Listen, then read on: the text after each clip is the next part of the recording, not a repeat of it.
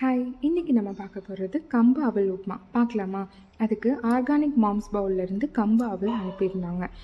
சில பேர் அதில் கம்மஞ்சாதெல்லாம் இப்போல்லாம் யாரும் சாப்பிட்றது இல்லையோ, அதுக்கு பதிலாக இந்த மாதிரி கம்பு அவலாக வாங்கி சாப்பிட்றதும் ஒரு வகை நல்லது தான். இப்போ ஒரு பால்னியில் எண்ணெய் விட்டுண்டு கடுகு தாளித்து, கடுகு நல்லா பொரிஞ்சதும் உளுத்தம்பருப்பு, கடலப்பருப்பு, காஞ்ச வரமிளகா, கருவேப்பிலை சேர்த்து நல்லா வதக்கிக்கலாம்.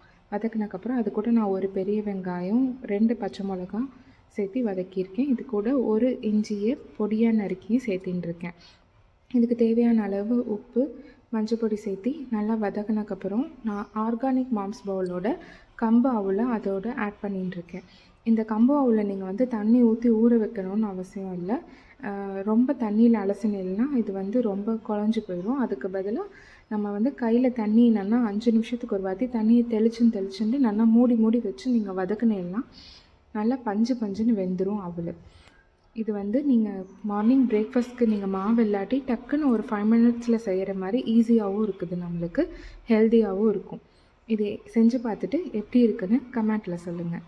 இது போல் நிறையா ரெசிபிக்கு தரகி பிரமாதமாக ஃபாலோ பண்ணுங்கள்.